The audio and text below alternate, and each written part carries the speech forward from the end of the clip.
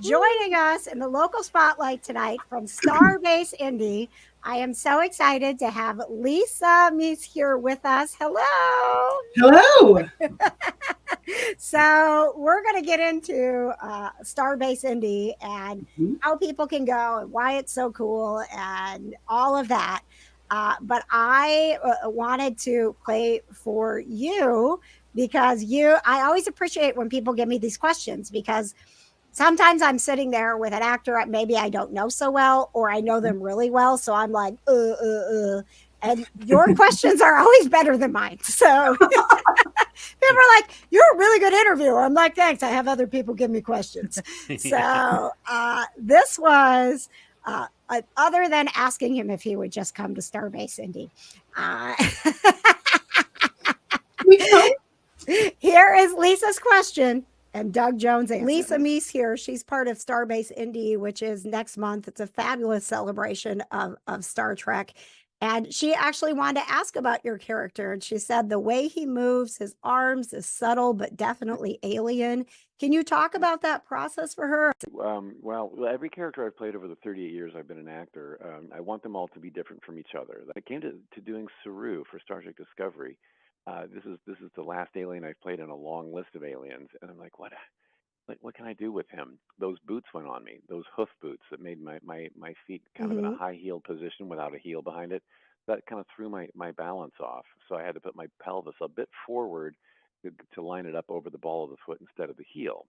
So that changed my whole posture. I kind of walked like a supermodel, and then all of a sudden, I had room behind me since my hips were forward to move my hands swaying side to side instead of back and forth within the first 60 seconds of wearing those boots. So it's like, wow, thank you, wardrobe department, for helping me find this guy's his stance and his move. There That's you go, awesome. Lisa. Doug Jones, talk to Fantastic. you.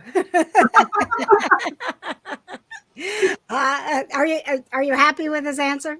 Absolutely. Absolutely. Are you always going to think about that character now and his pelvis moving forward? I mean, it does change a little bit the way that you see it, right? All right. So you are obviously a huge Star Trek fan to be a part of Starbase Indy, but you've been a part of Starbase Indy for a really long time. And, since we started talking about it last month, I've, had people, asking like, what is this? And is it for the hardcore Star Trek fan, or if I just like the movies, can I go? So there's a lot of people that would like to know where they fit in. And I think when we're talking about, going to a new event, they kind of want to know that they're going to belong there. And I don't want to answer for you, but Starbase Indy sounds like a place that, our kind of nerdy network belongs, right? Absolutely. So it certainly started life as a Star Trek convention back in 1988.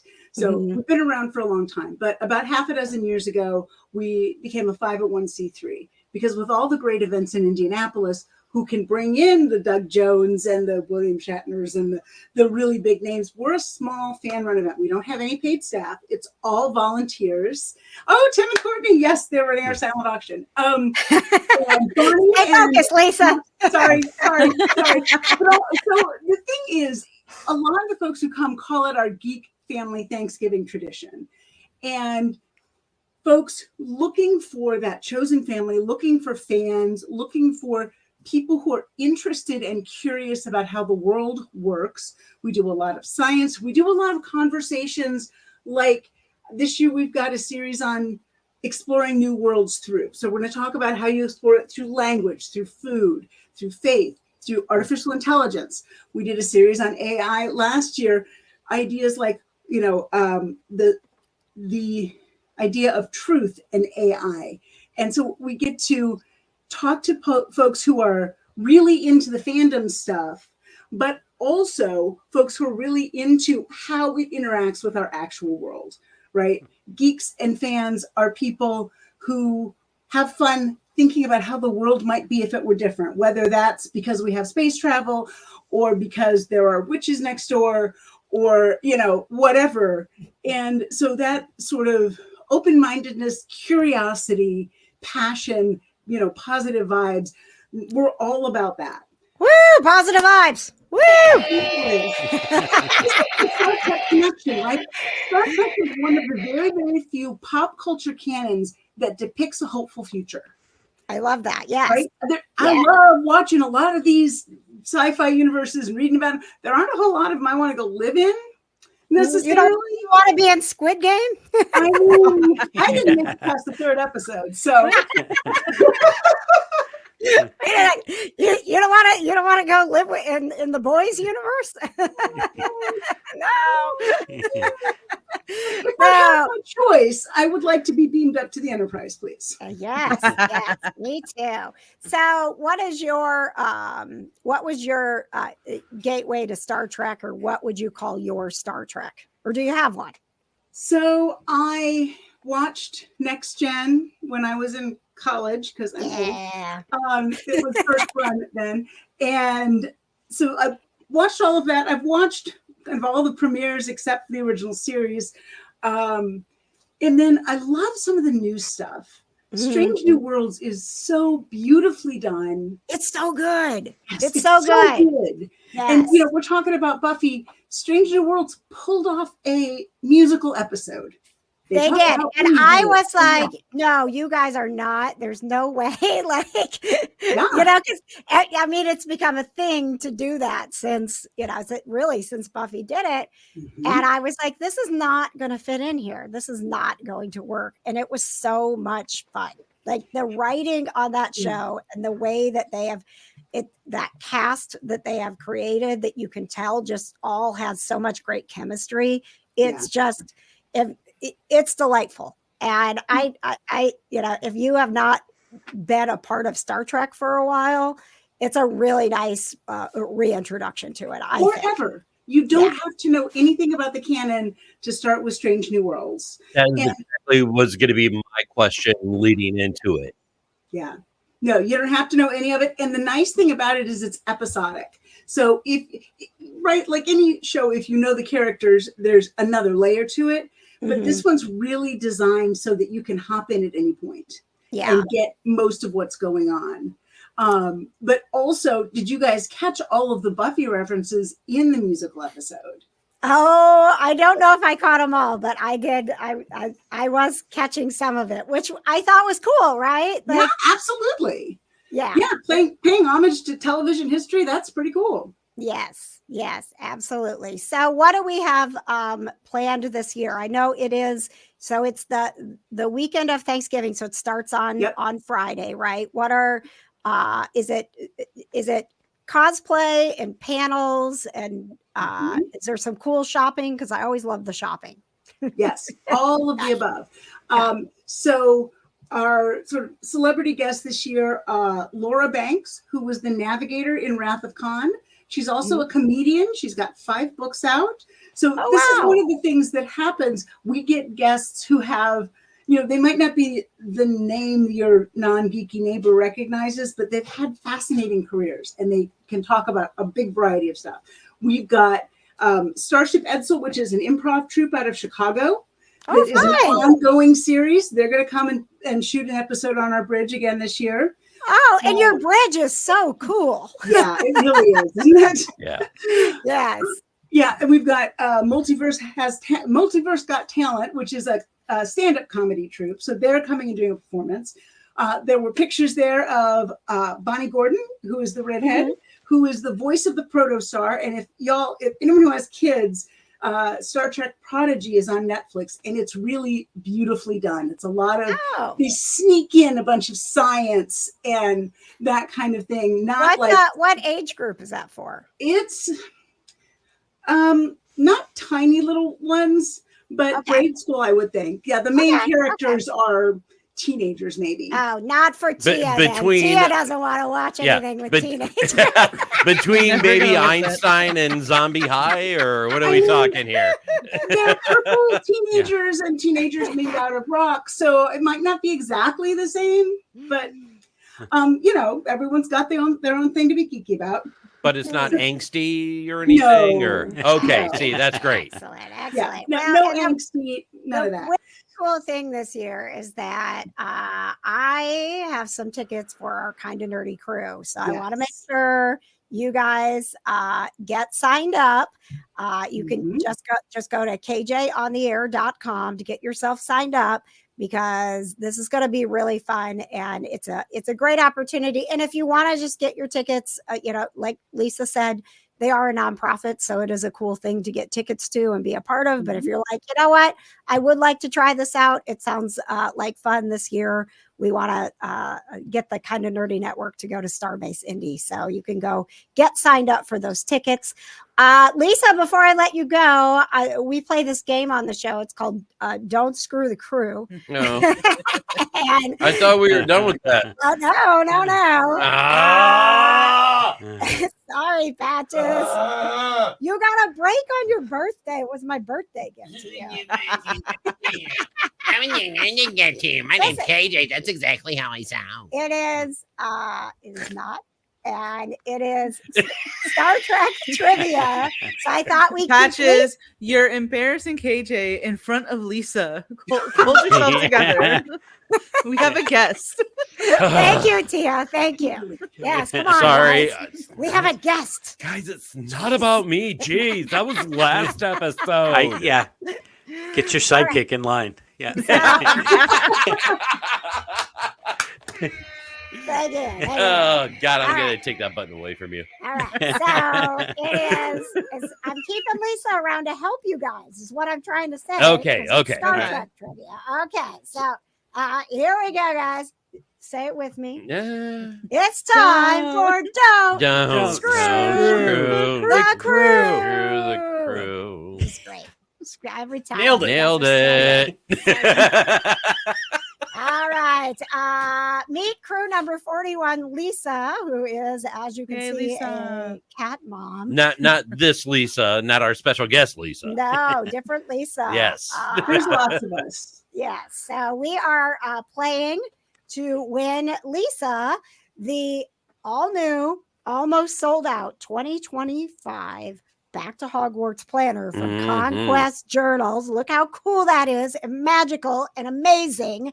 And along with that, they're Waiting for the Night collection. So cool. We've got the coloring book. I still haven't colored in my coloring book. We're gonna color. Look at the kitty cat. The Waiting for the Night book journal, which is incredible and a great gift for any book lover that you. And the steno pad, I'm obsessed with. Like, it's all I write on anymore because, of course, like cats, right? Cats. So all of this can be crew number 41 Lisa's if we don't Screw the the crew. The crew. All right. We got 3 questions here. We need to get 2 out of the 3 right. We are going to start with Tia. Uh-oh. Okay. Okay. This is. Okay. Can I tell you? My Can we knowledge- just I'm just going to bring Kitty Cam in just because Buffy look is at never Buffy. really front facing, just because Oh. she's just too precious. All So right. just saying. All right. Tia, if you need a lifeline, Lisa Yeah. is here for you. Okay. Okay. All 'Cause right. my knowledge of Star Trek is limited. So- Okay. Ooh, ooh. All right. True or false, Tia? Uh-huh. The Okay. original Star Trek series only ran for 3 years. Yes. True. Look at you. Look at that. See, you got it. See, you didn't even need Lisa. Well, that's because I tried to watch it on Netflix years ago, and You then did- I didn't get through it. But I love Next Gen. I love Next Gen. Okay. If you love Fair Next enough. Gen, check out Picard season 3 because it's a love Oh. letter to Next Gen fans. You don't have to Well, watch it is. 1 and 2. It's so good. It's so good. I cried and got goosebumps so many times. I was Yeah. like, it really was like it was just for us. It was just for us. It's really the first time they brought the folks who put Next Gen together back into the new Trek. Like Doug Drexler designed that Enterprise. The guy who built the Batleth that Worf carried in the 80s, they brought him back to do the one he carries in So that's why it felt so good to people who'd grown up on Next Gen. That's I amazing. love that. And another fun fact was that the original Star Trek was almost canceled. It was one of the first fan campaigns that actually saved a show. Yep. And that was before any social media. Like, I don't even know what they did. Did they send postcards? One of the fans who was instrumental in that, Bijou Trimble, really recently. Wow. Letters, and it's kind of an amazing story. And they didn't want to put it on the air in the first place. Lucille Ball put her foot down and said, "You will air this," and she had the power to do it. It's pretty amazing. Okay, so we got one right already. So this is great. All right. Okay. All right. We're gonna go to the guys. Yeah. All right. Clay and Patches. What do the labels reading GNDN on the Enterprise stand for? GNDN. GNDN. If you've been paying attention when we toured, and because he's got like the whole setup. Oh, he has a whole bridge. He's got a whole built bridge in his basement. Yes. Oh, and my he God. actually told you this. Oh God. You too, Clay. You too. Oh right. God. How quickly can we phone a friend? All right. I know NCC 1701. No, let's go to our lifeline. Go ahead. All right, Lee. Lee. Can I hit a bell and hit a lifeline? Yeah, go ahead. Here you go. Yeah, I'm not hitting that damn thing. Okay, you can hit the nope, not today. All right. There you go. There we go. Not today. Yeah. Go ahead, Lisa. Goes nowhere, does nothing. Yeah. Okay, thank you. And That's also, hilarious. If you ever have a chance to, you can stop and zoom in sometimes. All of those LCARs, those graphics that are on the panels and stuff, they will have things like the name of the crew member, or those all actually say something, because the folks who were designing it, the Akutas and Doug Drexler, were having fun with it. That's awesome. I love it. It's so, the more that you learn about Star Trek, the more that you realize there's so much love behind the scenes, Yes. right? There's so much to it that it's hard to not find a way to be a part of it somehow. You want to, right, Clay? Right. I'm daydreaming. I feel like you're mocking me. Whatever, KJ. Okay. I'm imagining my business card with Clay Swain, GNDN. Totally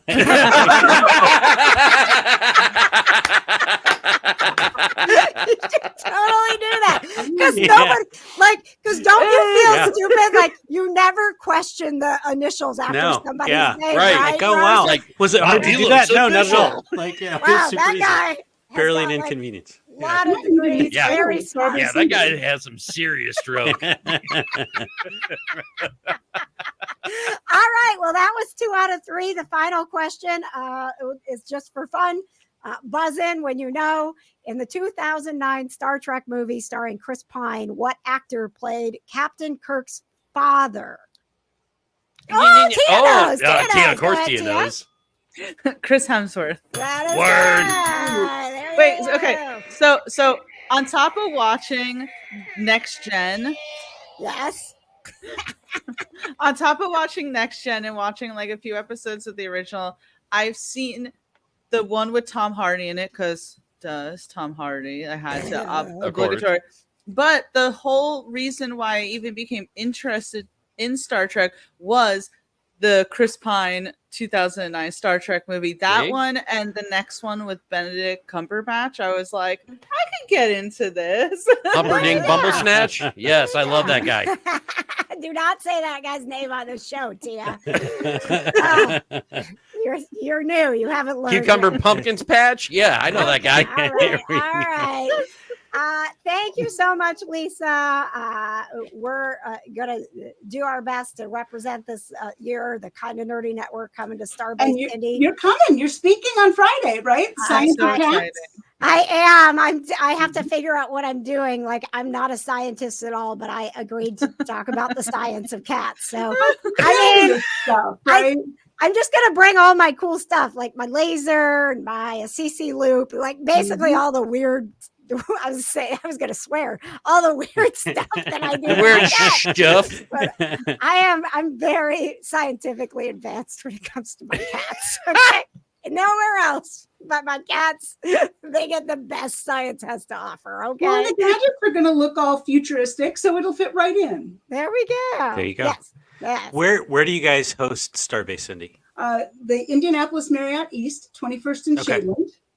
Okay. And we take over all of the conference space pretty much because we do have the shopping and the panels. We're going to have virtual reality gaming. We're going to have some magic tournaments. We're going to have just a wide variety of stuff.